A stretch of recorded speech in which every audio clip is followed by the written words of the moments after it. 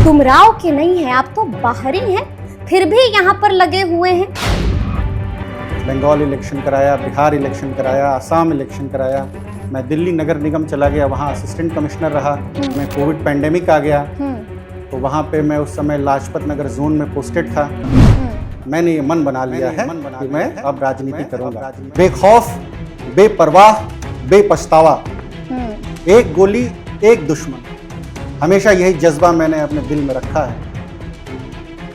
पहले आपको गांव छोड़ना पड़ा, फिर आपको पटना छोड़ना पड़ा, फिर आपको बिहार छोड़ना पड़ा, यानी कि पलायन का दुख आपने भी झेला है। मतलब आप कह रहे हैं कि लॉ एंड ऑर्डर की सिचुएशन नहीं ठीक थी। पूरा बिहार, पूरा हिंदुस्तान, पूरा वर्ल्ड जानता है, सालों साल बिहार पिछड़ गया इसी की वजह से। हमारे यहाँ डुमराव विधानसभा में भी आपको बार लोग दिख जाएंगे जो 34 साल की उम्र में अपने आप को छात्र नेता बताते हैं। बड़ा लंबा चला कि आपका इशारा किधर किधर किधर है।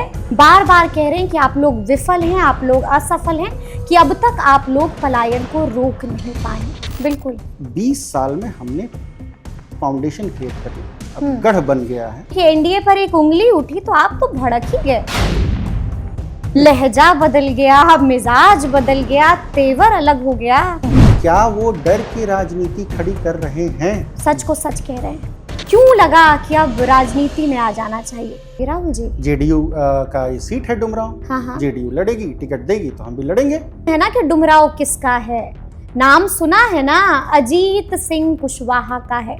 आज करूं, कल करूं, अगले 10 साल में करूं, ये तोड़ूंगा। सिंदूर की फैक्ट्री थी, लालटेन की फैक्ट्री थी, क्या हुआ उसका? बता रहा हूं। धागा बनाने की फैक्ट्री थी, एक लालटेन छाप वाली पार्टी आई, उसने सबसे पहले लालटेन की फैक्ट्री को बंद कर दिया। आपको मालूम है ना कि Rajad plus Congress plus left equal to deadly combination. हाँ, इंडी भी था, बहुत डेडली कॉम्बिनेशन था। अगर आपको जनता का आशीर्वाद मिलता है तो क्या क्या कीजिएगा डुमराव के लिए? कोई 3 काम बताइए झटपट। आपको टिकट नहीं मिलती है तो फिर क्या होगा? जिसको मिलेगी उसको जिताने का काम करेंगे। नमस्कार, हमारा नाम है समरीन और आपने देखना शुरू कर दिया है लाइव सिटीज। देखिए, बिहार के बारे में कहा जाता है कि तेजस की उड़ान हूँ, लोकतंत्र की पहचान हूँ और कूटनीति का प्रमाण हूँ। जी हाँ, मैं बिहार हूँ और आप बखूबी जानते हैं कि बिहार के लोगों के बारे में भी एक बात जरूर कही जाती है कि अगर बिहार के लोग कुछ ना भी करें तो बिहार के लोग कमाल करते हैं। जी हाँ, यही वाला कमाल करके दिखाया है बिहार के लाल राहुल कुमार सिंह ने। और आपको बता दें कि इनके नाम का डंका अब हर तरफ बज रहा है और इनके नाम का डंका कुछ ऐसा बज रहा है कि पटना से हमें भी यहाँ पर आना पड़ा है। आपको बता दें कि इस वक्त हम डुमराव में मौजूद हैं और आप अच्छी तरीके से जानते हैं कि जब बात होती है डुमराव की तो साल 2020 में यहाँ पर लाल सलाम का झंडा बुलंदी के साथ लहराया था। तो ऐसे में अब आप जानना चाह रहे होंगे कि आखिर इस बार डुमराव किसका होगा और आपके मन में ये भी सवाल होगा कि राहुल कुमार सिंह आखिर हैं कौन? तो सब कुछ हम आपको तफसील के साथ इस पॉडकास्ट में बताएंगे। तो आइए फिर बिना देरी के सीधी बातचीत करते हैं राहुल कुमार सिंह से। सबसे पहले बहुत बहुत शुक्रिया बातचीत के लिए। धन्यवाद मैम जी। सबसे पहले तो राहुल जी, सुबह से हम लोग यहाँ पर हैं और आपके बारे में एक खबर है जो खूब फैलाई जा रही है या खूब फैल रही है, और खबर ये है कि आप डुमराव के नहीं हैं, आप तो बाहरी हैं, फिर भी यहाँ पर लगे हुए हैं। कितनी सच्ची है ये खबर? खबर में अफवाह ज़्यादा है। मैं डुमराव का हूँ।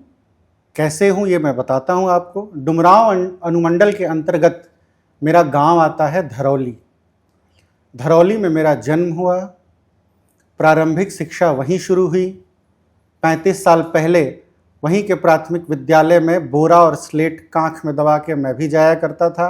अच्छा, बोरा वाले स्कूल में आपने भी पढ़ाई की है? पूरे बिहार में वही स्थिति थी, आपको मालूम है। और पिताजी की नौकरी डुमराव में लग गई, सेंट्रल कोऑपरेटिव बैंक में। डुमराव राजगढ़ यहीं पे सेंट्रल कोऑपरेटिव बैंक है और हम डुमराव चले आए। प्राथमिक शिक्षा वहाँ हुई, फिर उसके बाद पिताजी का तबादला बक्सर हो गया। मैट्रिक तक की पढ़ाई करने के बाद यहीं पर मैं बनारस चला गया, क्योंकि आप तो जानती ही हैं कि उन दिनों अंग्रेजी माध्यम के कितने विद्यालय हुआ करते थे बिहार में। बिल्कुल बिल्कुल। 2 ही ऑप्शन थे, या तो कुछ स्कूल पटना में थे या अच्छे स्कूल और अच्छे विद्यालय वाराणसी में थे। तो मैं बनारस चला गया, सनबीम इंग्लिश स्कूल वाराणसी से मैंने इंटरमीडिएट किया और वहाँ का स्कूल टॉपर भी रहा। और उसके बाद मैं किरोड़ीमल कॉलेज से मैंने ग्रेजुएशन किया, यूनिवर्सिटी ऑफ दिल्ली से। सन 2004 में इंटरनेशनल डिबेट चैंपियनशिप में गोल्ड मेडल भी जीतने का मौका मिला। उसके बाद campus law centre university of Delhi से LLB किया। ठीक बात। सेम ईयर में CAPF 2011 का एग्ज़ाम क्वालिफाई किया। UPSC कंडक्ट करती है। ऑल इंडिया रैंक 84 था मेरा। और assistant all commandant India rank 84। All India rank 84 कमाल की बात है। यानी कि मैंने शुरू में जो कहा था कि बिहार के लोग कमाल करते हैं। 83 लोग मुझसे बेहतर थे लेकिन 84वें नंबर पे मैं था। बिल्कुल बिल्कुल गर्व की बात है। असिस्टेंट कमांडेंट के पद पे भर्ती हुआ। 9 वर्षों तक सेवाएं दी भारत सरकार में, ग्रुप 1 गस्टेड ऑफिसर की। असिस्टेंट कमांडेंट के पद पर कंपनी कमांडर के रूप में मैं सशस्त्र सीमा बल में नेपाल भूटान बॉर्डर पे मैंने अपनी सेवाएं दी। कोकराझार इंसर्जेंसी एरिया में मैंने ड्यूटी की। क्या बात है। बंगाल इलेक्शन कराया, बिहार इलेक्शन कराया, आसाम इलेक्शन कराया। और उसके बाद एक डेपुटेशन बेसिस पे मैं दिल्ली नगर निगम चला गया, वहाँ असिस्टेंट कमिश्नर रहा। उसी समय कोविड पैंडेमिक आ गया तो वहाँ पे मैं उस समय लाजपत नगर जोन में पोस्टेड था। उसी जोन के अंतर्गत निज़ामुद्दीन मरकज भी आता है। वहाँ का सिंगल हैंडेडली सैनिटेशन इंचार्ज में था, क्योंकि असिस्टेंट कमिश्नर सैनिटेशन इंचार्ज भी होता है MCD में। वहाँ पर निज़ामुद्दीन मरकज को हमने सैनिटाइज करने का काम किया। सामने हमारे मौत तांडव कर रही थी। सभी लोगों को, सफाई कर्मचारियों को मैं नमन करता हूं, उनको मोटिवेट किया, उनके अंदर फौजी जज्बा जो है जगाया और बॉर्डर की तरह बिल्कुल हम लग गए और पूरे इलाके को सैनिटाइज किया। क्या बात। और मुझे अपने सुपीरियर से कोविड वॉरियर का भी सर्टिफिकेट मिला। मेरे जीवन का वो बेहतरीन अनुभव था। 9 वर्षों के बहुत ही अच्छे, मैं कहूँगा सफल कार्यकाल के बाद मैंने ये मन बनाया कि मुझे वकालत करना चाहिए, क्योंकि पब्लिक स्पीकिंग शुरू से मेरा फोटे रहा है। तो मैंने त्यागपत्र दे दिया।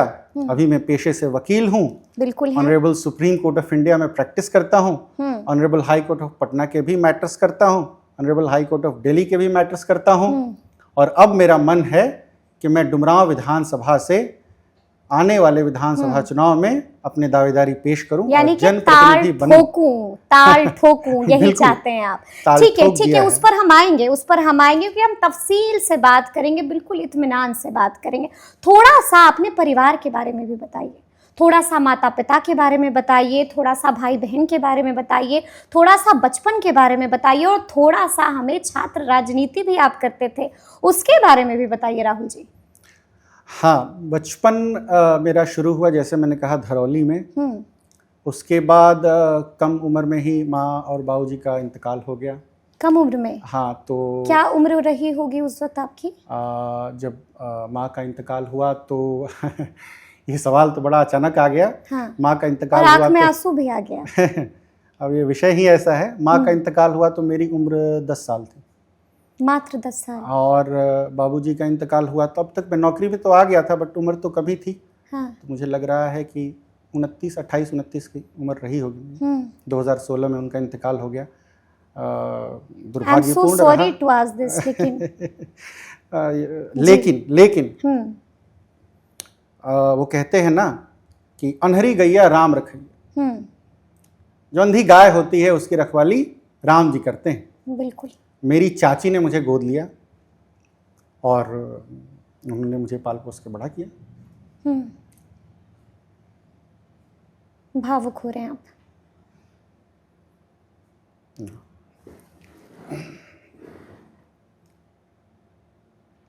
मतलब काफी कठिन समय बीता। देखिए, मनुष्य के जीवन में हमेशा परेशानियां आती रहती हैं, उसका सामना डट के करना चाहिए। रामधारी सिंह दिनकर ने लिखा है कौन विघ्न ऐसा जग में टिक सके वीर नर के मग में, खम ठोक ठेलता है जब नर पर्वत के जाते पांव उखड़, सौभाग्य न निस दिन सोता है, देखो आगे क्या होता है। बिल्कुल देखेंगे हम भी कि आगे क्या क्या होता है। लेकिन थोड़ा ये बताइए कि जब माँ गुजर गई तो उसके बाद बचपन कैसे बीता? नहीं, मेरी चाची जी ने गोद ले लिया, बहुत अच्छा बचपन बीता। तकलीफें तो बहुत कुछ भी तकलीफ नहीं रहा मेरी जिंदगी होगा, में। झेला होगा। माँ के जाने से दुख था और चाची ने माँ से बढ़कर मुझे प्यार किया। इस दुनिया की सारी नेमतें मेरे ऊपर न्यौछावर की उन्होंने, वात्सल्य का आंचल दिया मुझे, और मुझे कोई कमी नहीं थी। मैं उन लोगों में से नहीं हूँ। आपने अचानक प्रश्न कर दिया तो मैं थोड़ा ठिठक सा गया। बड़े पत्रकार की ये खासियत है कि सामने वाले योद्धा को थोड़ा हिला ही देता है। बट मैं उन लोगों में से नहीं हूं जो दुख का आवरण ओढ़ते हैं, कमजोर बनने का दिखावा करते हैं। ठीक है। जीवन में, सबके जीवन में कुछ ना कुछ कठिनाइयां आती रहती हैं। मैं हमेशा थ्रू आउट कॉन्वेंट में पढ़ा, बड़ी अच्छी सुविधाएं रही, बड़े अच्छे संस्कार मिले, बेस्ट ऑफ द कॉलेजेस में पढ़ा, बेस्ट ऑफ द यूनिवर्सिटीज में पढ़ा, बेस्ट ऑफ द एग्जाम्स को क्वालिफाई किया, बेस्ट ऑफ द सर्विसेज दी, और वकालत करने के बाद मैंने ये मन बना लिया है कि मैं अब राजनीति करूंगा। छात्र राजनीति में मैं एक्टिव था। ठीक है। किरोड़ीमल कॉलेज में इलेक्शंस लड़ाए, लड़ तो पहली बार रहा हूं। पहली बार लड़ रहे हैं। किरोड़ीमल कॉलेज में इलेक्शंस लड़ाए 3 साल। फैकल्टी ऑफ लॉ में इलेक्शंस लड़ाए, यूनिवर्सिटी के इलेक्शन लड़ाए, एबीवीपी के लिए जान लगा दिया, नुपुर शर्मा जी के लिए कैंपेनिंग की। नुपुर शर्मा? जी हाँ, विवादों से घिरी रही। विवाद नुपुर शर्मा? जी हाँ, मेरी कॉलेज सीनियर हैं। अच्छा। हाँ, मैंने उनकी कैंपेनिंग सिंगल हैंडेडली, मैंने यूनिवर्सिटी में उनकी कैंपेनिंग की, कैंपस लॉ सेंटर। उनका नाता है विवादों से? अरे आप ठीक है, जो है तो है।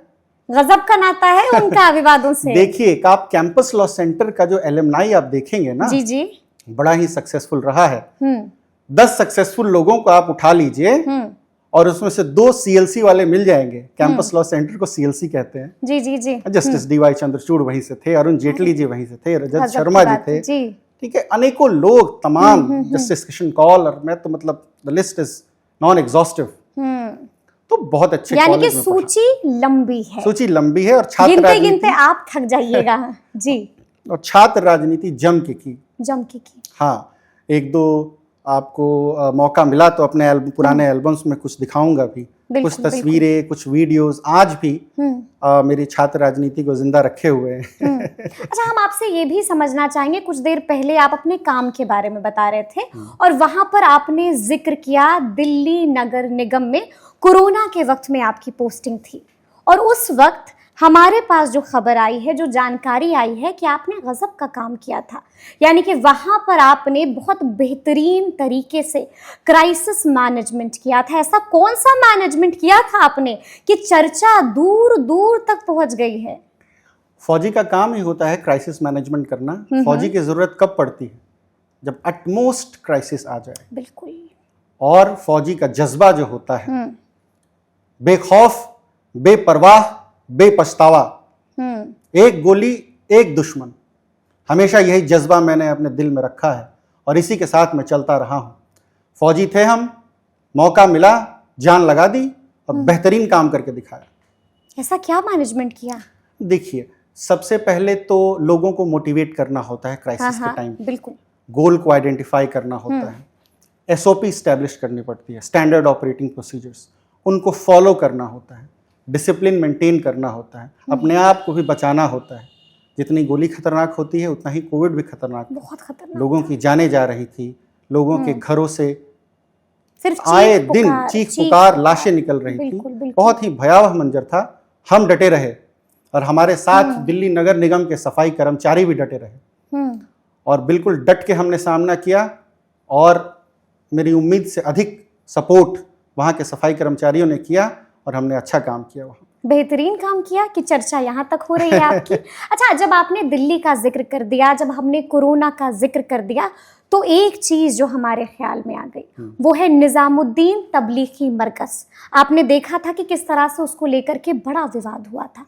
आपने तो उसको करीब से देखा होगा। क्या हुआ था? इतना विवाद क्यों हुआ था कि मामला ठंडा ही नहीं पड़ रहा था? तो उन दिनों मैं लाजपत नगर जोन में पोस्टेड था एज असिस्टेंट कमिश्नर। और असिस्टेंट कमिश्नर सैनिटेशन इंचार्ज होता है पूरे इलाके का, निजामुद्दीन मरकज उसी में आता है।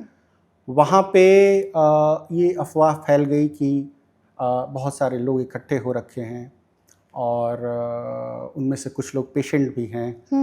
तो जब ये अफवाह फैली तो कुछ हद तक इसमें सच्चाई भी थी कि बहुत लोग इकट्ठे हो रखे थे वहाँ पे, तो एक भगदड़ का सा माहौल बन गया। लॉ एंड ऑर्डर फिर कंट्रोल करने के बाद निगम की बारी आई, क्योंकि एरिया को तो सैनिटाइज करना है, तो सबसे खतरनाक काम है। ठीक है, आप समझ लें कि टिप्पर के टिप्पर तो चप्पल निकले होंगे मरकज से। अच्छा। वो सारी चीज़ों को लेके पीपी किट पहन के सारा काम हम लोग कर रहे थे। उसको डिस्पोज किया गया, उसका इंश्योर किया गया कि अगर उसमें कोई इन्फेक्शन हो तो वो इन्फेक्शन ना फैले। बिल्कुल सारी चीज़ों को इंश्योर किया गया और उसके बाद हमने पूरे एरिया को सैनिटाइज कर दिया। लोकल लोगों ने भी हमारी बहुत मदद की, जो वहाँ निज़ामुद्दीन दरगाह के काजी होते हैं, जो भी निज़ाम होते हैं, जो भी वहाँ पे आला। तो आप लोग दरगाह के अंदर भी गए और वहाँ पर भी? दरगाह में प्रॉब्लम नहीं थी। अच्छा। मरकज अलग है और दरगाह बिल्कुल, अलग। मरकज उसके आगे है और निज़ामुद्दीन औलिया की दरगाह है, और अमीर खुसरो की भी वहीं दरगाह है। जी जी जी। एक शेर याद आ गया मुझे खुसरो जी का। बिल्कुल बताइए। खुसरो दरिया प्रेम का उल्टी वाकी धार, जो उतरा सो डूब गया, जो डूबा सो पार। क्या बात है, जो डूबा सो पार। बस अब डूबने के लिए आ गए हैं और पार निकल जाना है। पार निकल जाना है। चलिए ठीक है, अब थोड़ा सा हम और पीछे चले जाते हैं। अभी आप बता रहे थे कि पढ़ाई कहाँ कहाँ से हुई, तो उस वक्त मेरे जहन में ये सवाल आया, लेकिन पहले हमने सोचा कि पहले ये वाला सवाल कर लेते हैं, फिर उस पर जाएंगे। तो देखिए, जब आप बता रहे थे तो आपने बताया कि पहले कहाँ पढ़ाई हुई, फिर कहाँ पढ़ाई हुई, तो हमने देखा कि पहले आपको गाँव छोड़ना पड़ा, फिर आपको पटना छोड़ना पड़ा, फिर आपको बिहार छोड़ना पड़ा, यानी कि पलायन का दुख आपने भी झेला है। वो ज़माना ही ऐसा था, क्या कर सकते थे हम? हमारे पास ऑप्शंस ही क्या थे? अगर बच्चों को अच्छी शिक्षा देनी है तो अभिभावक क्या करेंगे? अच्छे विद्यालय में भेजेंगे। अच्छे विद्यालय तो तब खुलेंगे ना जब लॉ एंड ऑर्डर की सिचुएशन ठीक होगी। लॉ एंड ऑर्डर की सिचुएशन ठीक होगी मतलब आप कह रहे हैं कि लॉ एंड ऑर्डर की सिचुएशन नहीं ठीक थी? पूरा बिहार, पूरा हिंदुस्तान, पूरा वर्ल्ड जानता है सालों साल बिहार पिछड़ गया इसी की वजह से। कोई प्राइवेट पार्टी स्कूल खोलने के लिए राजी थी? आए दिन रंगदारी टैक्स मांगे जाते थे।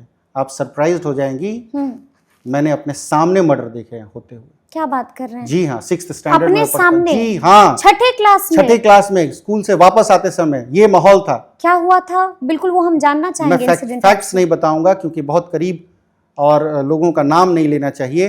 वुडस्टॉक स्कूल बक्सर में, जैसा कि मैंने बताया कि तबादला हो गया तो बक्सर में था। वुडस्टॉक स्कूल से हम पढ़ के वापस आ रहे थे तो मैंने ठीक सामने अपने देखा, और एक नहीं, मतलब क्या बताऊं मैं। वो कब की बात है ये 2002 की बात है। 2002 की बात है? 2001 की नहीं 2002 में तो मैं मैट्रिक में था जी। 6th स्टैंडर्ड में जब था, 96-97 की बात है। अच्छा। बिल्कुल अंधकार था, ऑप्शन ही नहीं था। तो पढ़ना है तो बाहर जाना है। अब तो अच्छे स्कूल खुल गए, अच्छे प्राइवेट स्कूल्स खुल गए, ठीक है, बाहर गए, मजबूरी थी, पढ़ना है। पलायन यानी कि डर का माहौल झेला ही था। लेकिन गांव से हमेशा इंटरफेस बना रहा। गांव हमेशा आते रहे, गांव के लोगों के साथ जुड़े रहे, गांव की समस्याओं को सुनते, देखते, महसूस करते रहे, और जब ईश्वर ने शक्ति प्रदान की तो उसका निवारण भी किया। यानी कि पलायन का दर्द भी झेला। हाँ, है तो झेला। इंटरनल माइग्रेशन जिसको कहते हैं, इंटरस्टेट माइग्रेशन, तो हाँ है, झेला है। अच्छा, आप हमें ऑफ कैमरा एक किस्सा सुना रहे थे हाँ, कि पिताजी से खूब डांट भी पड़ी थी, पिताजी ने कान भी ऐठा था। क्या हुआ था, क्यों डांट पड़ी थी? हाँ, तो ये देखिए, ऐसा है कि हम लोग जब कॉलेज में LLB की डिग्री हमारे हाथ में आ गई, छात्र राजनीति में मैं बहुत एक्टिव था, तो हमारा तो कान पकड़ के घर से बाहर निकाल दिया गया कि पिताजी ने? हाँ, बड़े पापा ने। अच्छा, बड़े पापा ने? हाँ, वो क्योंकि चाची ने गोद ले लिया था। हाँ। तो चाचा जी ही अभिभावक थे। ठीक है। तो उन्होंने तो कहा, बहुत सख्त मिजाज थे वो। ऐसा क्या हुआ था, क्या कर दिया था आपने? नहीं, मैं छात्र राजनीति में बहुत एक्टिव था, बट छात्र जीवन खत्म हो गया। बड़े शरारती थे क्या आप? छात्र राजनीति में एक्टिव था। अच्छा, जो अच्छी बात है, बिल्कुल अच्छी बात है। छात्र जीवन मेरा खत्म हो गया तो उन्होंने कहा कि आपको अब अपने पैरों पे खड़ा होना चाहिए, वकालत कीजिए, ट्यूशन पढ़ाइए, नौकरी कीजिए, जो जी मैं कीजिए, एग्जाम्स क्वालिफाई कीजिए, बट आप अपने पैरों पे खड़े होकर दिखाइए। अच्छा। इकोनॉमिकली इंडिपेंडेंट होना बहुत जरूरी है। आजकल के नेता हैं, बहुत सारे नेता हैं हमारे यहाँ डुमराव विधानसभा में भी आपको बहुत लोग दिख जाएंगे जो 34 साल की उम्र में अपने आप को छात्र नेता बताते हैं, और कम्युनिस्ट लोगों में तो एक लगता है मुझे होड़ लगी हुई है कि किसका छात्र जीवन कितना लंबा चलेगा। एक कांग्रेस में भी नेता है, उनका भी छात्र हम जीवन बड़ा समझ रहे लंबा हैं चला। कि आपका इशारा किधर किधर किधर है।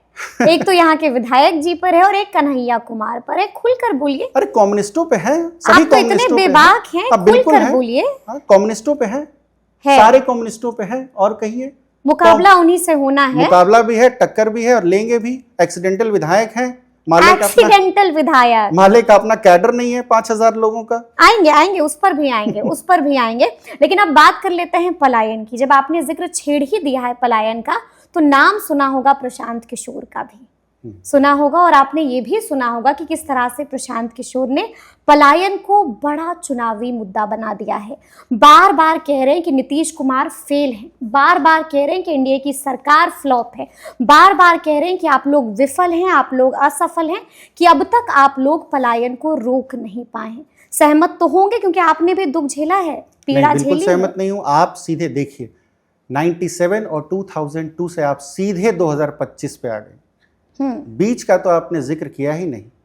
2021-2020 से मैं तो खुद वापस एक्टिव आया हूं। रिवर्स माइग्रेशन की बात कौन करेगा? अच्छा, मैं तो खुद वापस आ रहा हूं, नौकरी छोड़ के आया हूं, अपने क्षेत्र में हूं, अपने इलाके में हूं। हमारे यशस्वी मुख्यमंत्री ने जबरदस्त काम किया है इन 20 सालों में। मैं गिनाने बैठा तो हमारी शाम गुजर जाएगी। बाहर गए हैं रिवर्स उस हिसाब से रिवर्स माइग्रेशन नहीं हुआ है Rahul ji. Revolution is always a slow process. रातों रात आंदोलन नहीं आते हैं। क्रांतियां सिर्फ रातों रात कम्युनिस्ट की किताबों में, कम्युनिस्ट मैनिफेस्टो में आती हैं। वक्त लगता है। जब सरकार 2004 में मिली थी, नीतीश जी के हाथों में सिर्फ गड्ढे थे, राशन में गड्ढे थे, भाषण में गड्ढे थे, सड़कों पे गड्ढे थे, सरकार में हर नीति में घोटाला था। वहां से हमने शुरू किया। अभी आप बक्सर जिले में हैं, यहां से शुरू हो जाइए और चले जाइए पूर्वी चंपारण, पश्चिमी चंपारण, शिवहर चले जाइए, सीतामढ़ी चले जाइए, आपको सड़कें मिलेंगी सरसराती हुई। रूरल इलेक्ट्रिफिकेशन मिलेगा। हर गांव में बोरिंग से आज सिंचाई हो रही है। क्या डीजल से आज के डेट में सिंचाई पॉसिबल है? पहले डीजल से सिंचाई होती थी, पंपिंग सेट से। रूरल इलेक्ट्रिफिकेशन की वजह से लाइट की सुविधा हो गई। और गौरतलब हो कि मैं अपना उदाहरण बता दूं, पर्सनल। बिल्कुल बिल्कुल। हमारे गांव में हाँ। जब मैं छोटा था, पंखा लगा था, मीटर लगा था, लेकिन बिजली गुल थी। क्योंकि जब एक बार लाइन चोरी हुई तो दोबारा लगी ही नहीं, सालों तक नहीं लगी। अब जाके लाइन आई। तो क्या डीजल से खेती कर सकते थे? बिल्कुल। ठीक है। तो ये सारा काम किया है जो 20 आपको साल नहीं लगता है? पलायन पे, बिल्कुल। रिवर्स माइग्रेशन, बिल्कुल 20 साल में हमने फाउंडेशन क्रिएट कर लिया। अब गढ़ बन गया है। गढ़ के ऊपर अब बड़ा गढ़ साल नहीं लग गया, अब भी आप पूरी तरह से इसको रोक नहीं पाए हैं। मैडम, सवाल तो पूछा जाएगा राहुल जी। ये अलग बात है कि जैसे ही एनडीए पर सवाल पूछा गया, यानी कि एनडीए पर एक उंगली उठी, तो आप तो भड़क ही गए। लहजा बदल गया, मिजाज बदल गया, तेवर अलग हो गया। देखिए, मिजाज तो हमेशा नरम रखना चाहिए, क्योंकि मिजाज में जो नरमी है वो आपके संस्कार का बिल्कुल प्रतिबिंब होती है। वो तो मैं उन लोगों में से नहीं हूँ जो पहली शफ में बैठ के और अपने ऊपर दंभ करते हैं। ठीक है। तो ये लोगों का लहजा बता देता है कि उनकी दौलत नई है या पुरानी है। बिल्कुल बिल्कुल। ठीक है। मिजाज में हमेशा नरमी होनी चाहिए। तो बात रही एनडीए की, तो एनडीए पे अगर कोई उंगली उठाएगा तो जवाब तो मैं दूंगा ही। आपने सीधा अराजकता से उठा के प्रशांत किशोर जी के 2025 के भाषणों से जोड़ दिया। जो 20 साल में काम हुआ है, एक स्पीच पीके का आप देख लीजिए जिसमें उन्होंने नीतीश कुमार को क्रिटिसाइज किया। बोलते हैं जबरदस्त काम किया है, ये बोलते हैं। नहीं, ये बोलते हैं कि अब सेहत कहाँ रही, बोलते हैं कि बेस्ट ऑफ माइंड में कहाँ है, रेफरेंस बोलते हैं कि अगर आज सेहत होती तो CCC से कॉम्प्रोमाइज नहीं होता, समझौता नहीं होता। देखिए मैम, ऐसा है कि आपको रेफरेंस पॉइंट्स बनाने होंगे किसी भी एनालिसिस को करने के लिए। हमारे सामने रेफरेंस पॉइंट क्या है? 2025 है या 2004 है? एक उदाहरण देता हूं। आप 2004 में मैटरनल मोर्टेलिटी रेट 376 था, मातृ मृत्यु दर पर 1 लाख लाइफ बर्थ्स। आज क्या है? 100। नेशनल एवरेज क्या है? 96। कैसे हुआ? किसने किया? अच्छा काम किया गया, रेफरेंस पॉइंट बनाया गया। अब इतना बेहतरीन मॉडल बन गया है, अब कोई अचानक आए और कहे कि नहीं जी, जो शीर्ष नेतृत्व है उसने तो कुछ किया ही नहीं है, वो तो काबिल ही नहीं है, तो ये तो मतलब जबरदस्ती की बात हो गई। जबरदस्ती की ये बात तो कर रहे हैं दरेरी हो प्रशांत गई। किशोर हैं? ये तो दरेर के बात करने वाली बात हो गई। प्रशांत किशोर को आप कह रहे हैं कि जबरदस्ती वाली अरे बात भाई, हम कर तो रहे हैं। जेन्युइन बात करें कि प्रशांत आपको नहीं लगता है कि वो अच्छा काम कर रहे हैं बिहार के लिए, बदलाव की बात कर रहे हैं, उनकी अच्छी बातों बात- में दम है? अच्छी बात करना कभी बुरा नहीं होता है। हाँ। अच्छी बात तो कर रहे हैं, जी लेकिन साथ साथ अगर एनडीए के शीर्ष नेतृत्व को, हाँ, यशस्वी मुख्यमंत्री को क्रिटिसाइज कर रहे हैं, तो इसके लिए मैं उनके विरोध में हूँ। विरोध में है। हाँ बिल्कुल। प्रेस कॉन्फ्रेंस देखते हैं आप उनकी? क्यों नहीं देखते हैं? हाँ, क्यों आप डरा रही देख रहे हैं? हैं। नहीं, हम बिल्कुल डरा नहीं रहे हैं आपको। नहीं, क्या हम तो सवाल पूछ रहे हैं, आप देखते क्या हैं ना? प्रशांत किशोर का ऐसा व्यक्तित्व है? हाँ देखता हूँ, मैं आ रहा हूँ, मैं जानता हूँ उन्होंने क्या कहा है। तो क्या आपको डर लग रहा है क्या? क्या प्रशांत किशोर का ऐसा व्यक्तित्व है कि वो लोगों को डरा के रखते हैं क्या? नहीं नहीं, जो सच है वही नहीं, वो उजागर कर डराने रहे का काम हैं। करते हैं क्या? नहीं, जो सच है वो उजागर कर रहे डर हैं, पोल की- पट्टी वो- खोल रहे हैं, वो- फाइल खोल रहे नहीं, हैं। अब डर की बात की आपने। नहीं, आपने हमसे कहा क्या वो कि डर आप की- हमको डरा रही हैं क्या? क्या तो ना- हम नहीं, आपसे नहीं, पूछ आप रहे क्यों हैं। डराएंगे? जी। हम तो प्रशांत किशोर की बात कर रहे हैं। क्या वो डर की राजनीति खड़ी कर रहे हैं? सच को सच कह रहे हैं। सच को सच कहने के लिए कोर्ट जाना होता है, मीडिया ट्रायल नहीं होता है। हम्म, मीडिया में ट्रायल देंगे आप? मीडिया में सजा देंगे लोगों को? डबल जीओ पार्टी का कॉन्सेप्ट होता है, उसकी कोई गरिमा है कि नहीं? कोर्ट तय करेगी। आपने तो पहले ही इमेज टार्निश कर दिया, और आज किया 2025 में। 2015 में कहां थे आप? जब आप साथ में थे तब वो सारी बातें अच्छी लग रही थी आपको। मीडिया ट्रायल नहीं करना चाहिए, बड़े नेता हैं, इसमें क्या लेकिन शक? चुनाव का वक्त है राहुल जी, बड़ा नुकसान होगा, बड़ा डैमेज होगा। जिस तरह से फाइलें खुल रही हैं, जिस तरह से पोल पट्टी खुल रही है, हाँ, तो कचहरी एनडीए जाए ना। नेताओं को टारगेट पर ले लिया है। तो कचहरी जाए ना, किसने मना अरे किया है? नुकसान होगा आप लोगों का। क्यों नुकसान होगा भाई? कचहरी जाए, जो दोषी है वो सामने आएगा। कचहरी जाइए, अदालत, जज का काम है ये। मैं वकील हूं, मीडिया का वकील काम हैं। नहीं है। मीडिया ट्रायल्स नहीं होते हैं। मीडिया में ट्रायल नहीं होना चाहिए भाई, और वो भी एक सेट एजेंडा को दलील लेकर। में आपसे कहां कोई जीत अच्छा पाएगा? मैडम, एक सेट एजेंडा को लेकर मीडिया में ट्रायल होना चाहिए क्या? आप ही बता दो। सेट एजेंडा है? नहीं, अब ये तो प्रशांत किशोर जाने, लेकिन हम तो अपना काम करेंगे। यानी कि हम तो एजेंडा तो आपसे सेट है ना, सवाल चुनाव पूछेंगे। जीतना है। चुनाव जीतने के लिए हाँ। मीडिया में ट्रायल खोलना कहां तक जस्टिफाइड है? Question is this.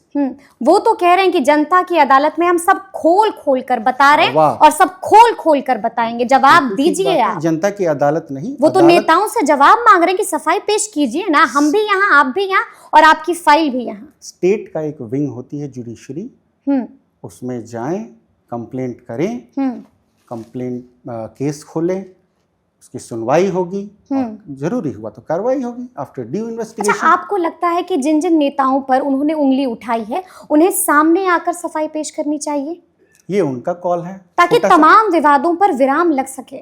ये उनका व्यक्तिगत निर्णय है।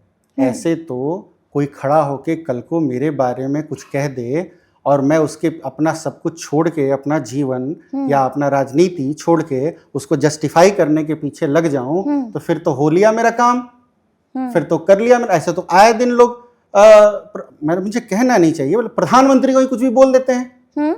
बिल्कुल। मीडिया ट्रायल खोला क्या प्रधानमंत्री जी ने?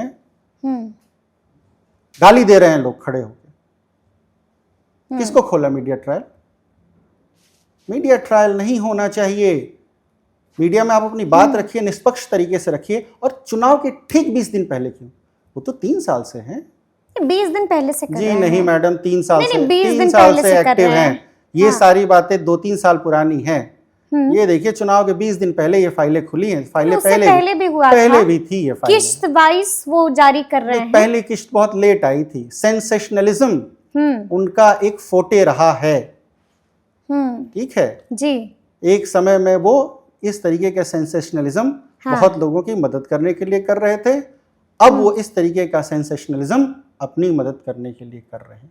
अपनी मदद करने के लिए कर रहे हैं। इलेक्शन का एजेंडा है, मीडिया ट्रायल खोला हुआ है उन्होंने। क्यों लगा कि अब राजनीति में आ जाना चाहिए? क्योंकि अगर हम गलत नहीं हैं तो आप असिस्टेंट कमांडर भी रह चुके हैं, अगर हम गलत नहीं हैं तो आप असिस्टेंट कमिश्नर भी रह चुके, और एडवोकेट तो गुरु आप हैं ही। तो अचानक से कैसे कैसे राजनीति में आने का मन नहीं, बना? जैसे मैंने पहले ही कहा, मैं छात्र राजनीति में बहुत एक्टिव था, राजनीति में जाने का मेरा मन था। हाँ। लेकिन मेरे अभिभावकों ने पहले कहा कि आप अब एक बेंचमार्क क्रिएट कर लो, ताकि आपको अपनी रोजी रोटी के लिए राजनीति पे आश्रित न रहना पड़े। वो बेंचमार्क क्रिएट हो गया। Now I am free to move. नहीं, कोई तो इमीडिएट कॉज होगा। नहीं, इमीडिएट कॉज क्या, शुरू से ये मन में था भाई, पहले नौकरी कर ली। हाँ। नौकरी करके रिजाइन कर दिया, ठीक है। वकालत चल रही है। हाँ। अच्छे खासे पैसे कमा रहा हूँ। ठीक है। इसमें अब क्या शक रह गया कि अब मैं इकोनॉमिकली इंडिपेंडेंट हो गया हूँ और अब मैं यह कॉल ले सकता हूँ। लेकिन कुछ लोग तो ये भी कहते हैं, हमें बताते हैं कि आपके पीछे किसी का हाथ है, किसी का आशीर्वाद प्राप्त है राहुल जी कुछ तो को। लोग कहेंगे, लोगों का काम है तो कहना। आप सच बताइए ना, किसका आशीर्वाद प्राप्त है? ईश्वर का। आपके पीछे कौन है? ईश्वर है, कोई तो होगा ना आपका पॉलिटिकल गुरु। माँ सरस्वती अखंड आशीर्वाद प्राप्त है। पॉलिटिकल गुरु कौन है? नहीं है। पॉलिटिकल गुरु नहीं है? नहीं है मेरे पॉलिटिकल गुरु। कोई तो होगा। जरूरत ही नहीं है, एनडीए है, अच्छे कार्यकर्ता को टिकट देगी। पॉलिटिकल गुरु की क्या जरूरत है? बड़ा रिस्क लिया है आपने। बिल्कुल। ये है कि आप, मैं समझ रहा था कि आप कहाँ पहुंच रही, तो मैंने पहले ही कह दिया। हाँ। एनडीए ग्राउंड पे सर्वे करती है। एनडीए का हाथ हम मजबूत करने का काम करते हैं, हर कार्यकर्ता यही करता है। अगर अब मेरा काम क्या है, मेरा मन है, मैं बेबाक हूँ, मैंने बताया भी जी, बेपछतावा बेपरवाह बिल्कुल है जी। मेरा मन है चुनाव लड़ने का, एनडीए से लड़ने का चुनाव मन है। ठीक है, ठीक है। अब मेरे बस में क्या है, मेरे अधिकार क्षेत्र में क्या है, मेरा कर्म क्या है कि मैं एक आवेदन करूं। ठीक है, मेहनत करें, आवेदन करिए। मेहनत अभी तक जो किया है, हाँ। उसके बेसिस पे एक एप्लीकेशन बनाऊं और दे दूं। आवेदन में मेरी 2 पूंजी, शिक्षा और भारत सरकार में मेरा अनुभव और वकालत का अनुभव तीसरा तो चल रहा है। इन तीनों के बेसिस पे अगर पार्टी को लगेगा कि इस व्यक्ति को चुनाव लड़ना चाहिए, तो मैं चुनाव लड़ूंगा और चुनाव जीतूंगा। जी, लगेगा तो चुनाव लड़िएगा और चुनाव जीतिएगा। 101%। यानी कि किसी का आशीर्वाद प्राप्त नहीं है, देखिए, पॉलिटिकल गुरु कोई नहीं है नहीं, राहुल जी का। जी नहीं। एक और खबर है हमारे पास। बताइए मैम। हाँ, कहिएगा तो पूछेंगे। हाँ, पूछिए। कुछ लोग तो ये भी कहते हैं कि मोदी और शाह से भी काफी अच्छे रिश्ते अरे हैं आप आपके। कितने बड़े लोगों की बात कर रही है। मेरा पॉलिटिकल करियर शुरू करने से पहले खत्म करने का इरादा तो नहीं है आपका। लोग कहते हैं तो हमने सोचा कि जब सामने आप हैं तो पूछ मैं लिया जाए। आपको कहानी बताता हूँ। बड़े बड़े इतने शीर्ष नेताओं का नाम आप मेरे सामने ले रही हैं, आप जस्ट स्टार्टेड, तो मैं उस पर तो कुछ भी नहीं बोलूंगा, बट मैं आपको एक कहानी बताता हूँ, छोटी सी कहानी, क्योंकि हमारे पास समय भी है। एक गधा था, डोंकी, और एक उस गधे का मालिक था और उसकी पत्नी थी, और कुछ सामान लेके ये तीनों लोग एक शहर से दूसरे शहर जा रहे थे। वो आगे बढ़े तो लोग पैदल जा रहे थे, तो लोगों ने कहा कितना बेवकूफ़ आदमी है, सवारी गधा साथ में है और पैदल चला जा रहा है। तो वो चक्के गधे पे बैठ गया। आगे बढ़ा तो फिर लोगों ने कहा कि क्या बेवकूफ़ पितृसत्तात्मक सोच का व्यक्ति है, और बीवी को पैदल चला रहा है, खुद गधे पे चढ़ के चल रहा है। तो वो उतर गया, बीवी को गधे पे चढ़ा दिया। ठीक है। आगे बढ़ा तो लोगों ने फिर कहा क्या जोरू का गुलाम है, बीवी को पैदल गधे पे बिठा रखा है और खुद पैदल चल रहा है। हाँ। तो वो भी उचक के गधे पे चढ़ गया। गधे की हालत खराब हो गई। कुछ दूर आगे बढ़े तो लोगों ने कहा देखो कितना जालिम आदमी, गधे की लग रहा है जान मार देगा। देखिए मैम, दुनिया का सबसे बड़ा रोग क्या कहेंगे लोग, लोगों की परवाह कभी नहीं की मैं लोगों की परवाह नहीं करता। लोगों की परवाह दुनिया का सबसे बड़ा रोग क्या कहेंगे लोग। लोगों की परवाह मैंने कभी जिंदगी में बिना चिंगारी के आग कहाँ लगती है। चिंगारी कह तो रहा हूँ, छात्र राजनीति की चिंगारी लगी हुई है। हाँ। और बिल्कुल ज्वलंत है। चिंगारी नहीं होती तो आप मुझे नाम पे गिना दीजिए कि ग्रुप एक गस्टेड ऑफिसर की नौकरी कितने लोग छोड़ के आते हैं लोग, बट आप गिना सकती हैं। ज्यादातर लोग रिटायरमेंट के बाद आते हैं। लेकिन एक्टिव सर्विस छोड़ के और राजनीति आने का फैसला मैंने किया है, और मेरी प्रेरणा के स्रोत हैं। कौन है? आदरणीय श्री सुभाष चंद्र बोस जी।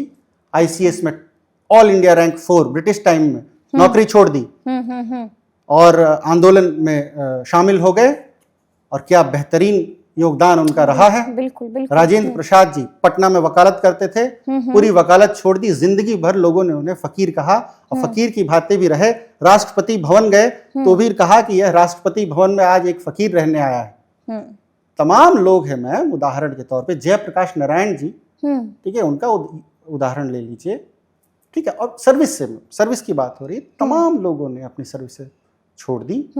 तो सर्विस छोड़ के आना, हाँ, ये बड़ी बात है, इसके लिए हिम्मत चाहिए और ये हिम्मत इंसान पैदा होता है लेके, ठीक है। फौज में था, लेकिन डर लगता है कि नहीं? किस बात का? मतलब इतना बड़ा रिस्क ले लिया है। क्या हार में क्या जीत में, किंचित नहीं भयभीत में, संघर्ष पथ पर जो मिला ये भी सही वो भी सही, हार नहीं मानूंगा, रार नहीं ठानूंगा, काल के कपाट पर लिखता मिटाता हूँ, गीत नया गाता हूँ। डर किस बात का है? हम जीते हुए हैं, हम जीते हुए हैं? जी हाँ, जीते हुए हैं, हम जीते हुए लोग हैं। जिंदगी खुली आंख से सपना देख रहे हैं। जी नहीं, हाँ, कहाँ जीते हुए हैं आप? अपनी जिंदगी को जीने का नजरिया है ये। मैं बताता हूँ कैसे जीते हैं। हमने एग्जाम जो दिया वो क्वालिफाई किया, हम वकालत में अच्छा कर रहे हैं, हम अपनी जिंदगी में एस्टैब्लिश्ड हैं। जो स्थानीय विधायक ने 5 साल में सोचा होगा करने के लिए, उससे ज्यादा मैंने अपने गांव में करके दिखा दिया है। उस पर जाएंगे, उस पर जाएंगे, तो हम तो उस पर जाएंगे, मन से जीते हुए हैं। मन के जीते जीत होती है और मन के हारे हार होती है। हम तो जीते हुए हैं, ऑलरेडी जीते हुए हैं। अच्छा, एक बात बताइए, हमने आपको शुरू में ही बताया है कि हम पूरे दिन डुमराव में थे, लगातार हम घूम रहे थे। एक बात तो तय है कि यहाँ पर आपने माहौल तो बना दिया है, यानी कि चुनाव तो लड़ना ही है। आशीर्वाद मिल चुका है, ग्रीन सिग्नल मिल चुका है राहुल जी को। चुनाव लड़ना है, हाँ, आशीर्वाद और ग्रीन सिग्नल नहीं मिला है। चुनाव लड़ना है लेकिन आशीर्वाद और ग्रीन सिग्नल नहीं मिला है। जी है, आवेदन दे दिया है। अच्छा, आवेदन दे दिया है, यानी कि मुंतजर हैं, इंतजार में हैं। बिल्कुल है। अच्छा, तो पार्टी कौन सी होगी राहुल जी? जेडीयू का ये सीट है डुमराव। हाँ हाँ, जेडीयू लड़ेगी, टिकट देगी तो हम भी लड़ेंगे। जेडीयू का सीट है डुमराव, जेडीयू लड़ेगी, टिकट देगी तो हम लड़ेंगे। वरना हम अपना जो काम कर रहे हैं, हाँ, अपने स्थानीय इलाके में वो करते रहेंगे। एनडीए के हाथों को मजबूत करते रहेंगे। ठीक है, एनडीए का जो कैंडिडेट आएगा उसको जोर शोर से जिताने का भी काम करेंगे। ये तो सब बोलते हैं, लेकिन वही अंदर अंदर खेल कर देते हैं। सच्चा भी वही कहता है, झूठा भी वही कहता है। शीर को नीर से पृथक करने का काम जनता करती है। बिल्कुल करती है, बिल्कुल करती है। अदालत में हाँ, जो जिसने चोरी की है वो भी यही कहता है कि मैंने चोरी नहीं की, और जिसने चोरी नहीं की है वो भी यही कहता है कि मैंने चोरी नहीं की। तथ्य देखने पड़ते हैं, एविडेंस देखने पड़ते हैं, रिट्रोस्पेक्शन करना पड़ता है। बिल्कुल, रिट्रोस्पेक्शन एक एक्सरसाइज होती है, जब आप एक इवेंट के बीत जाने के बाद ही कर पाते हैं। जब ये इवेंट बीत जाएगा उसके बाद ही कर पाऊंगा ना। लेकिन मालूम है ना कि डुमराव किसका है?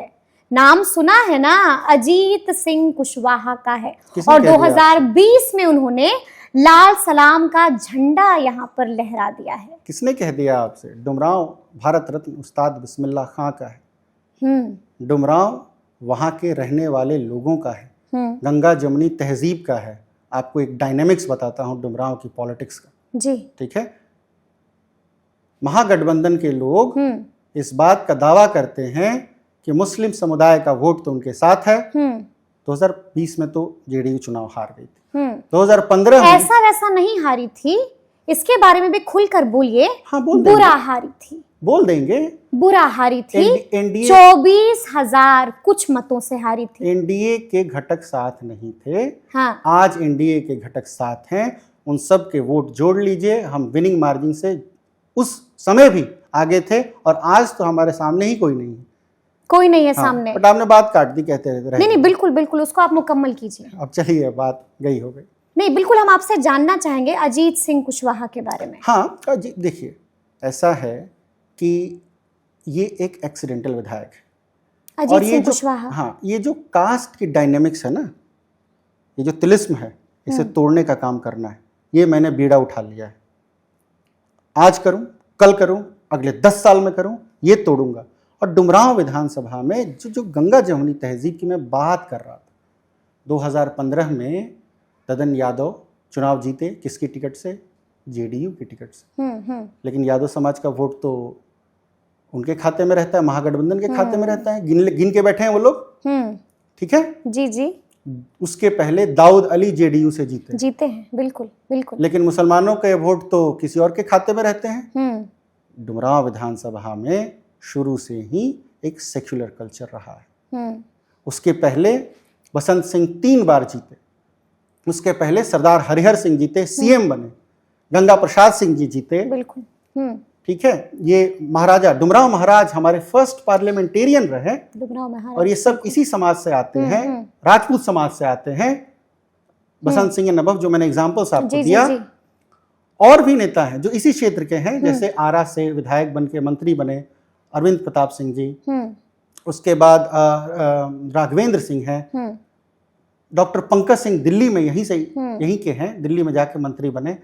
ठीक है, तमाम लोग हैं। कहने का मतलब है कि जो डुमरांव विधानसभा में है ना, ये किसी एक जाति विशेष का नहीं, ये अच्छे कार्यकर्ता का है।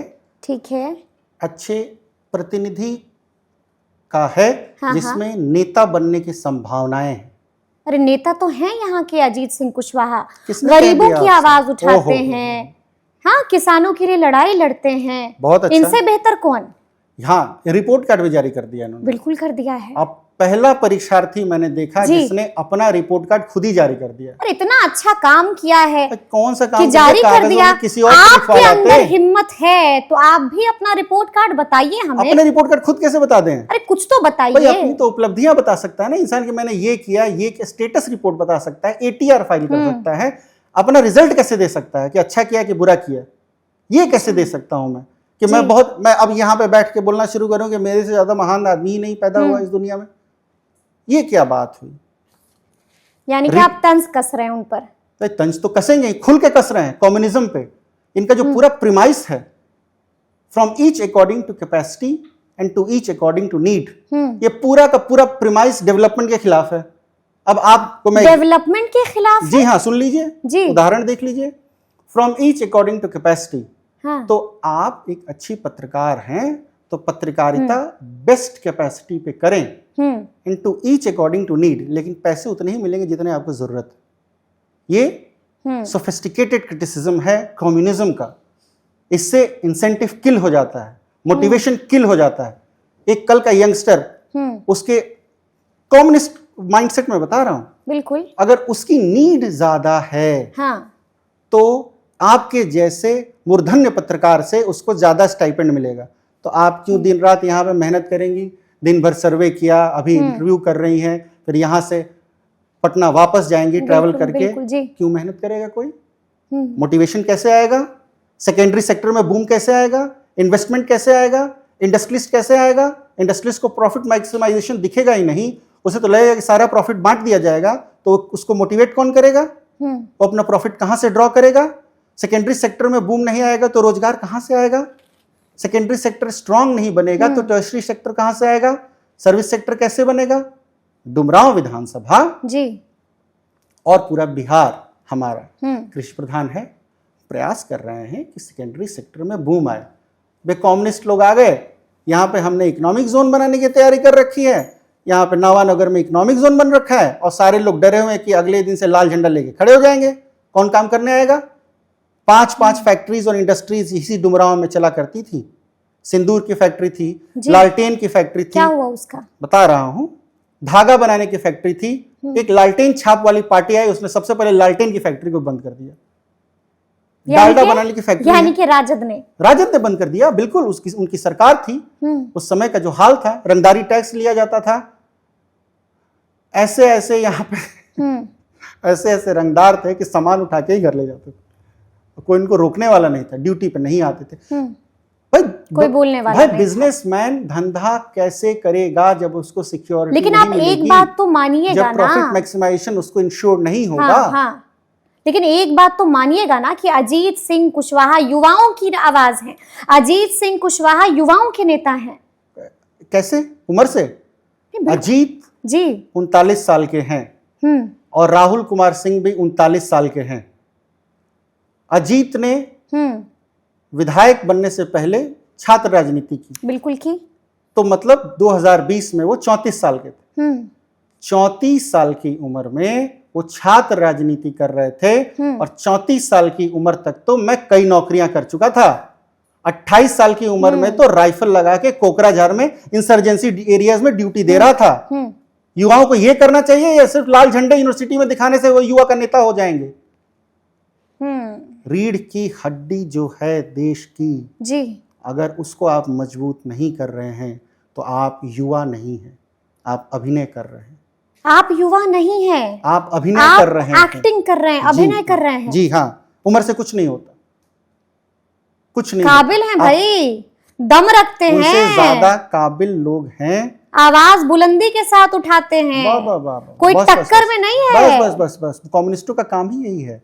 एक डफली ले लो, हाँ, 4-10 गाने सीख लो, गली गली में घूम के ये कहते रहो कि हमारा शोषण हो रहा है, हमारा शोषण हो रहा है, हमारा शोषण हो रहा है, लोगों को बरगलाते रहो।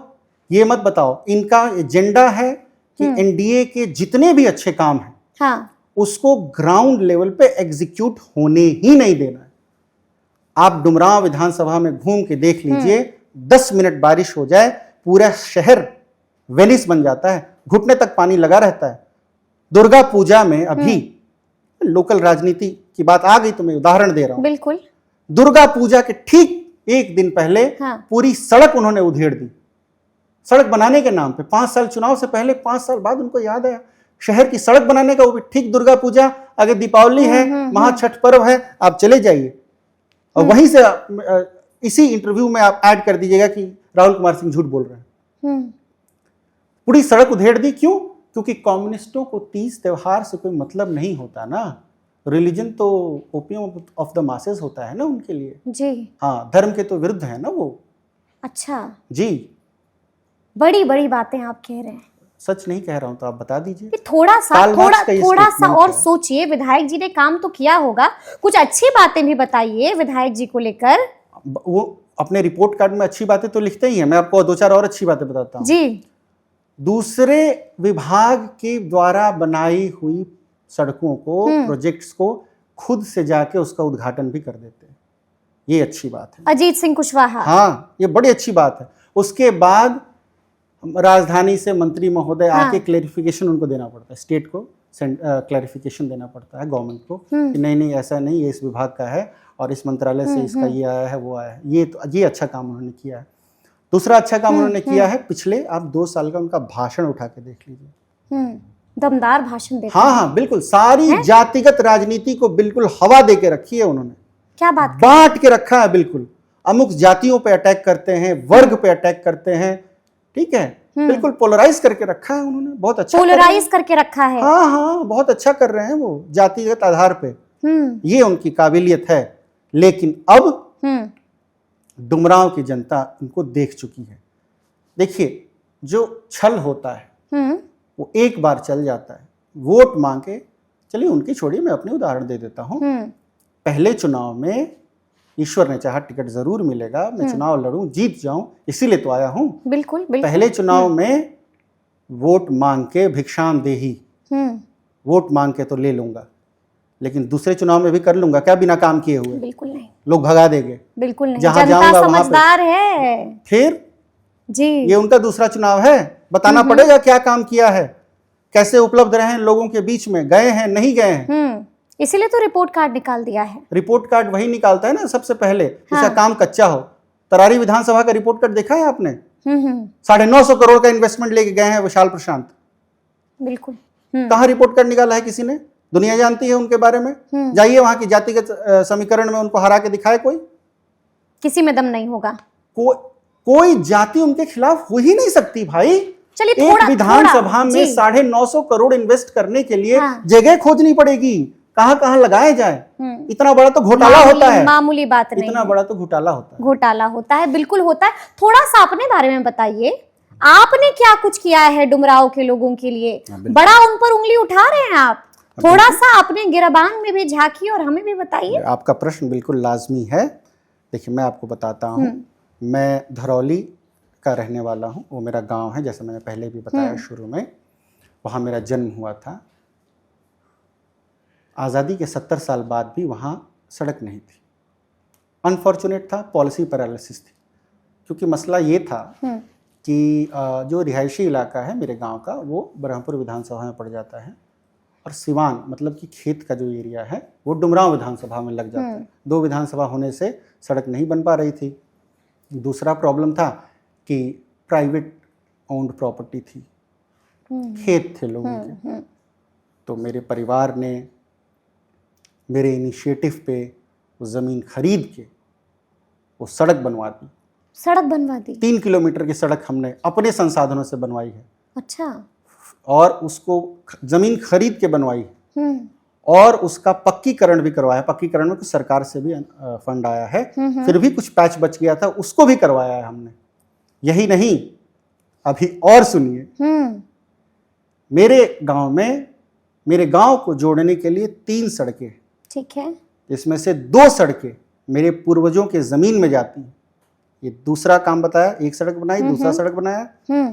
जितनी भी पैतृक भूमि इनहेरिट की थी हमने, मेरे पूरे परिवार ने, वो सारी पैतृक जमीन हमने अपने हनुमान जी को डोनेट कर दी है, पूरे परिवार ने। और आज जो भी खड़ा किया है वो अपने कौशल के बल पे खड़ा किया है जी। उसके बाद भी है कुछ बातें और। देखिए, आपने पूछा तो मैं बता रहा हूं। बिल्कुल तो बिल्कुल, मेरी ये एक्शन टेकन रिपोर्ट है, रिपोर्ट यानी कार्ड कि नहीं। इतना कुछ किया है आपने, आगे और भी है, सुनाइए। 1-2 बातें और हैं जी। खेल के प्रति युवाओं में रुझान कम होता जा रहा है, बच्चों में रुझान कम होता जा रहा था। अफसोस की बात है। पहले जब मैं छोटा था तो लोग दौड़ लगाते थे, कुश्ती करते थे, फुटबॉल खेलते थे। तो हमने इसको कैटर किया, इसको एड्रेस किया, और फुटबॉल टूर्नामेंट हम हर साल अपने गांव में कराते हैं और जिला स्तर पे कराते हैं। और तमाम जिला से लोग क्लब बना के आते हैं और खेलते हैं, और उसे देखने के लिए 10 दिनों में कम से कम इतने लोग आते हैं जिससे 2 विधानसभा का चुनाव जीता जा सकता है। एक की तो बात छोड़ दीजिए, और फाइनल देखने तो 50,000 लोग आते हैं। 50,000 लोग? जी हाँ, मेरे गांव में आते हैं, डुमरांव शहर की बात नहीं कर रहा मैं। अच्छा जी। गांव में आते हैं, और वहां पर संसाधनों की तो कमी होती ही है गांव में, हाँ, लेकिन वहां पे एक आदमी को पानी और नाश्ता हम अपने संसाधन से कराते हैं। और 50,000 लोगों को, देखिए संसाधन तो आप मुहैया करा देंगे, 50,000 लोगों को 1.5 घंटे में खिलाना होता है जी। तो गांव के 1,500 लोग उस काम में जुट जाते हैं, हमारा हाथ बटाते हैं, और हाथों हाथ सारा काम होता है। यानी कि बिल्कुल महोत्सव की तरह होता है। धरौली महोत्सव उसका नाम ही है। अच्छा जी। धरौली महोत्सव उसका नाम है, और हाथों हाथ सारे लोग काम करते हैं। कब से कर रहे हैं ये? देखिए, जो भंडारा है हमारा 27 दिसंबर का, वो तो चला आ रहा है। मुझे लग रहा है कि पहले 10 मई था, लेकिन मर्करी बहुत राइज कर गया गर्मियों में, तो हमने उसको विंटर्स में शिफ्ट कर दिया। तो वो तो 40 साल से चला आ रहा है भंडारा। 40 साल से? 40 साल से चला आ रहा है। जी जी जी। 1-2 दिन की बात नहीं है। हनुमान जी के आशीर्वाद से बड़ा भव्य मंदिर भी है, कभी मौका मिला तो आप जाके देखें।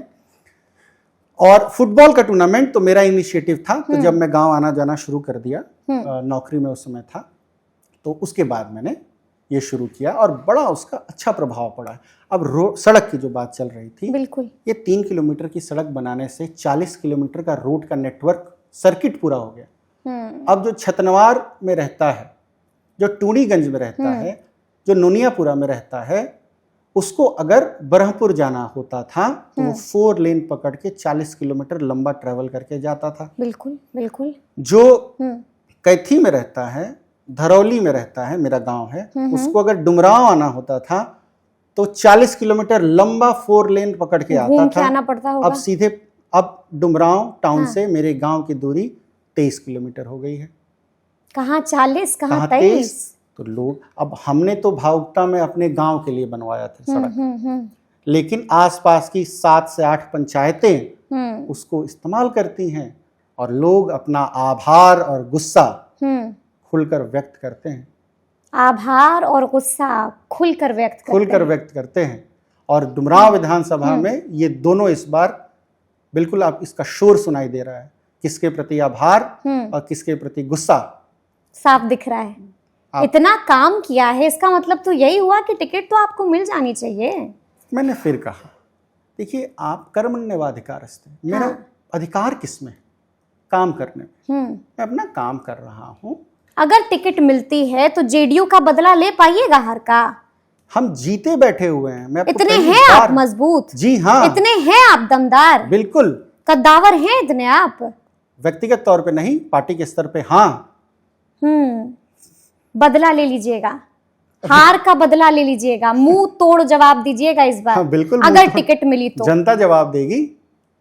देखिए, चुनाव में जब लोगों का कंधा लगता है तब नेता का कंधा मजबूत होता है। बिल्कुल। जनता जवाब देगी। जनता ने कमर कस लिया है, वो तैयार है और डुमरांव विधानसभा से एनडीए चाहे कोई भी पार्टी लड़े सीट निकाल रही है। सीट निकाल रही है। और यही नहीं, 225 का आंकड़ा बिल्कुल हमें कहते हैं ना, फोड़ देना है, क्रैक करना है। यानी कि 2025 में 225 पार। और फिर से नीतीश दोनों टारगेट पूरे होंगे। आपको मालूम है ना कि Rajad plus Congress plus left equal to deadly combination. हाँ हाँ हाँ, इंडी भी था, बहुत डेडली कॉम्बिनेशन था। क्या जी। हुआ? ठीक है। और देखिए, ऐसा है, दुश्मन की संख्या अगर बड़ी हो तो फौज को हतोत्साहित नहीं होना चाहिए। बड़ी संख्या जीत का सूचक नहीं होती, बिल्कुल नहीं होती है। संगठित होना चाहिए, एक एक यूनिट को स्ट्रांग करना चाहिए, लोगों से जुड़ना चाहिए, लोगों को समझाना चाहिए और उनको अपने बारे में बताना चाहिए। कोई ऐसा तो हो जो जनता के बीच में जाके ये बात करे कि मुख्यमंत्री कन्या उत्थान योजना में 12वीं करने के बाद 25,000 रुपए मिलते हैं, क्या आपको वो मिल रहे हैं? बिल्कुल। अगर नहीं मिल रहे हैं तो क्या दिक्कतें आ रही हैं? क्यों नहीं आप स्कूल जा रही हैं? क्यों आपका ड्रॉप आउट तो कहीं नहीं हो रहे हैं? लड़कियां, जिसको केटर करने के लिए ये स्कीम लाई गई थी, स्नातक करने पे 50,000 रुपए हाथ पे रख दिए जा रहे हैं। तो कम से कम अब उसको किसी फॉर्म भरने के लिए किसी का मोहताज तो नहीं होना पड़ेगा। रिजर्वेशन करा के परीक्षा देने अगर दिल्ली जाना है, कलकत्ता जाना है, तो उसे किसी से पूछना तो नहीं पड़ेगा। ये विजन, ये कोई बताने वाला ग्राउंड पे तो चाहिए। तो ऐसी पार्टी के विधायक तो जाए कहते हैं कि सरकार ने कुछ काम ही नहीं किया, बस खत्म हुई बात। सड़क बनाई, रूरल इलेक्ट्रिफिकेशन किया जी, इंफ्रास्ट्रक्चर को मजबूत किया, हेल्थ सेक्टर में मैटरनल मोर्टालिटी रेट और इन्फेंट मोर्टालिटी रेट का अभी मैंने आपको उदाहरण दिया। बिल्कुल दिया, हाँ। और बूढ़े और बुजुर्ग लोगों के हाथ में 1100 रुपए भी रख दिए, मानदेय राशि। वो तो प्रशांत किशोर का डर है। अच्छा, सुन तो लीजिए, 400 से बढ़ा करके 1100 कर दिया। अच्छा चलिए, क्रेडिट दे दिया, अच्छा काम तो किया। अच्छे काम को अप्रिशिएट मत कीजिए जी, ठीक है। अच्छा काम जब हो जाए, हाँ, तो आपको पता है, मैं तो डर रहा था आप कहीं अजीत कुशवाहा का नाम ना ले लें। अच्छा, वो ये कहते फिर रहे हैं कि मैंने ही करवाया है इसको, अजीत सिंह कुशवाहा। हाँ, वो तो ये देखिए, अच्छा बड़ा हंस रहे हैं आप, अच्छा काम, बड़ा मौज ले रहे हैं आप। अच्छा काम होना चाहिए। देखिए, ऐसा है, कोई व्यक्तिगत आक्षेप नहीं है, लेकिन चूंकि वो प्रभार में है तो आलोचनात्मक समीक्षा तो झेलनी ही पड़ेगी। तो पूछा जाएगा, कटघरे में उनको भी खड़ा किया जाएगा। अगर प्रभार में है तो आलोचनात्मक समीक्षा तो झेलनी पड़ेगी, बिल्कुल झेलनी पड़ेगी, व्यक्तिगत तौर पे जो हमारे विधायक हैं। चलिए ठीक है, थोड़ा सा वक्त का तकाजा है, झटपट कुछ और सवाल ले लेते हैं। तो अब ये बताइए कि डुमरांव की समस्या क्या क्या है, और लगे हाथ ये भी बताइएगा कि अगर आपको जनता का आशीर्वाद मिलता है तो क्या क्या कीजिएगा डुमरांव के लिए। कोई 3 काम बताइए झटपट।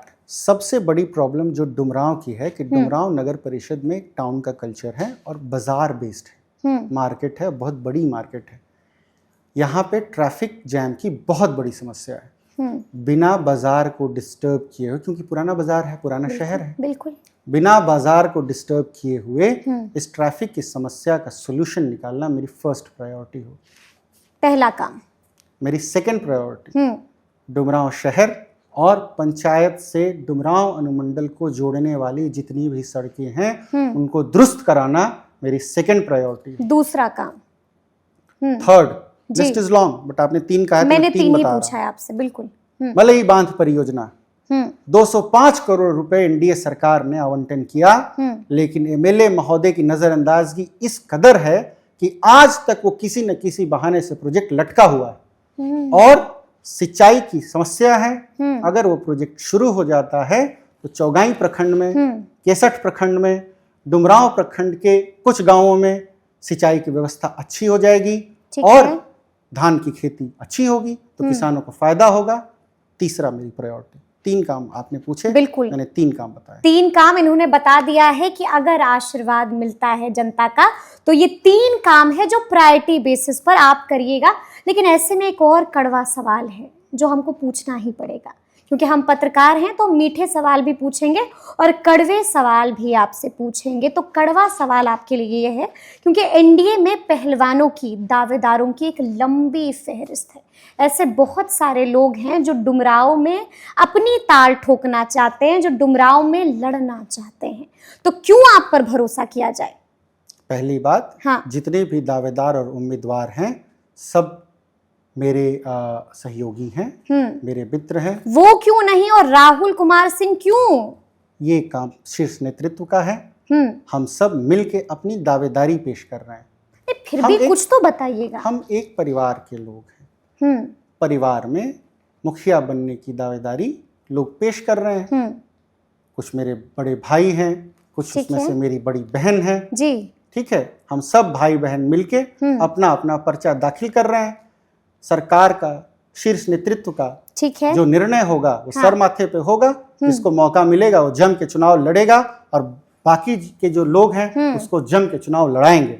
चलिए हम सवाल को थोड़ा सा बदल देते हैं, क्योंकि आपने जवाब नहीं दिया है तो सवाल को हम थोड़ा बदल देते हैं कि अगर आपको टिकट मिलती है, अगर आप पर भरोसा किया जाता है, तो कैसे हम मान लें कि आप यहाँ पर एनडीए का झंडा लहरा दीजिएगा? देखिए मैं आपको बताता हूँ जी। पिछली बार, मैं घटक का नाम नहीं लूंगा, पिछली बार हम ले लें, चिराग मॉडल चला था। तो सुनिए, ऐसा है, हाँ, ऊपर भगवान नीचे पासवान जी। एक एक वोट हाँ, पासवान समुदाय का एनडीए के साथ खड़ा है। अब ना, अब तो 2020 याद है ना? तो अभी देखें कि पास्ट में जिए।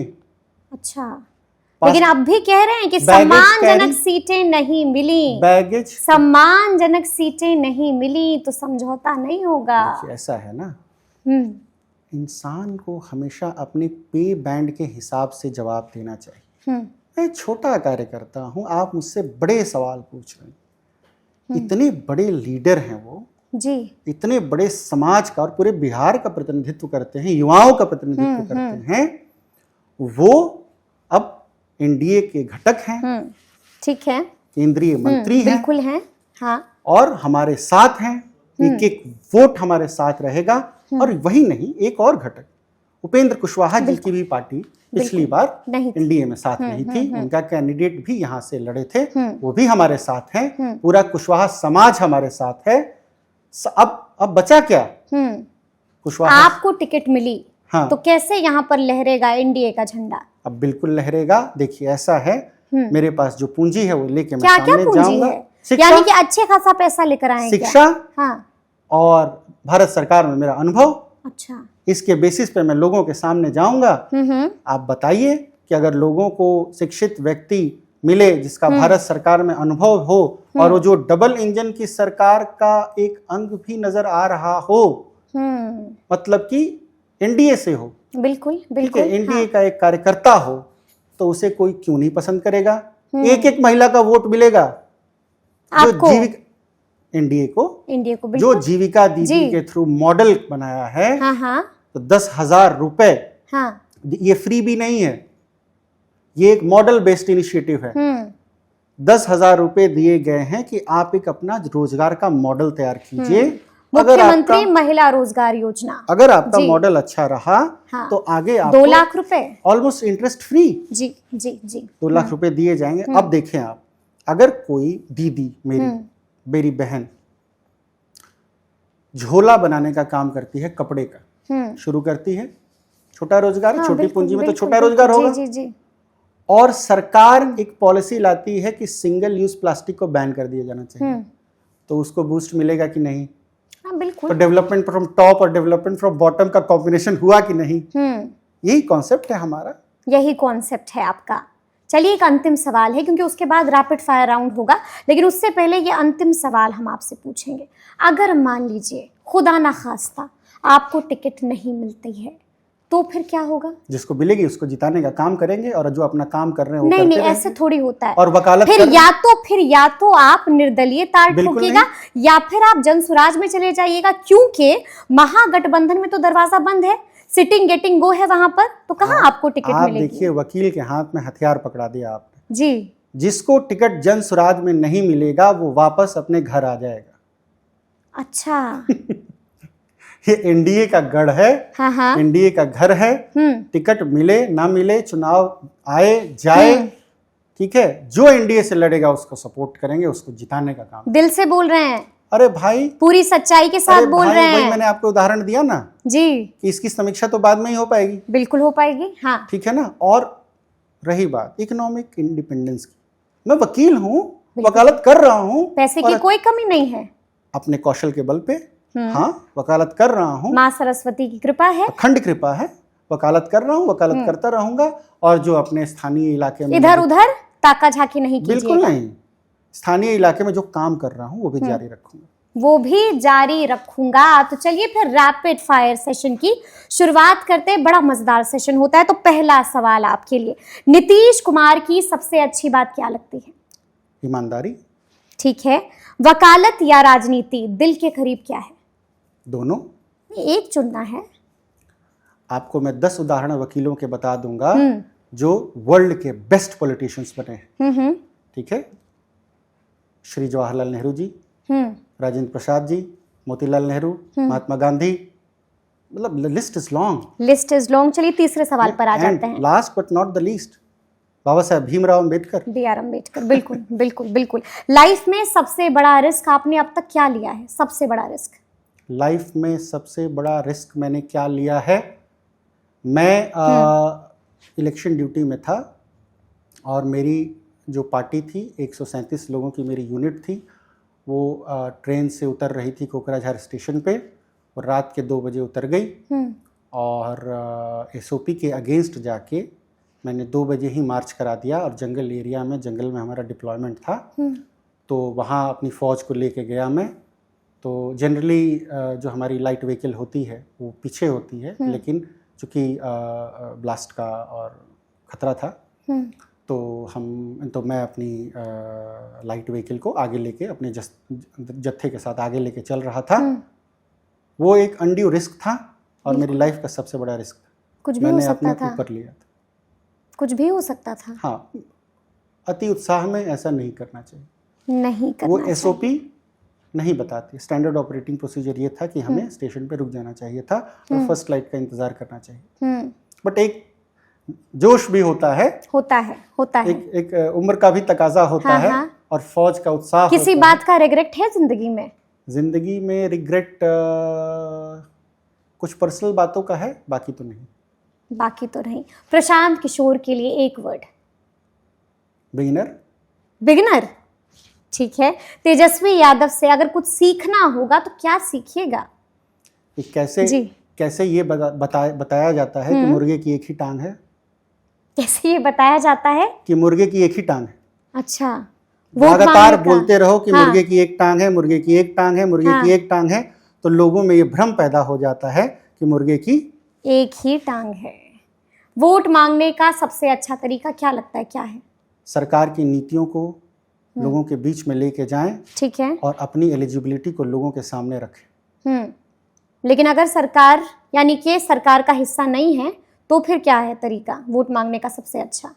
जब सरकार का हिस्सा नहीं रहेंगे तब ये सवाल का जवाब दूंगा। ठीक है। यूपीएससी की तैयारी करना या फिर चुनाव लड़ना, ज्यादा मजेदार क्या है? चुनाव लड़ना। और ज्यादा कठिन क्या है? चुनाव जीतना। नहीं, लड़ना। राजनीति कठिन है। राजनीति कठिन। पढ़ाई दुनिया का सबसे आसान काम है। युवाओं को मेरा ये संदेश हमेशा रहता है, खास तौर पे डुमरांव के युवाओं को, कि शाम के 6 बजे हाथ पैर धो के पढ़ने बैठ जाइए, 3 घंटे पढ़िए और सुबह प्रातः उठ के ग्राउंड में खेलने जाइए और 2 घंटे खेलिए। आपका करियर रॉकेट हो जाएगा और जीडीपी में आप 10 साल के अंदर कंट्रीब्यूट करते हुए नजर आएंगे। क्या बात है। यानी कि पीछे मुड़कर फिर आपको नहीं देखना बिल्कुल। होगा। अंतिम सवाल आपके लिए, अगर आपको एक दिन का मुख्यमंत्री बना दिया जाता है तो पहला काम क्या करेंगे? जितने भी लूप होल्स रह गए हैं फीमेल सिक्योरिटी को लेकर, उसको दुरुस्त कर दूंगा। बड़ी बात है ये, बिल्कुल। यानी कि पहला काम भी बता दिया है। तो ये थे राहुल कुमार सिंह, बड़े ही बेबाकी के साथ इन्होंने तमाम सवालों के जवाब भी दिए।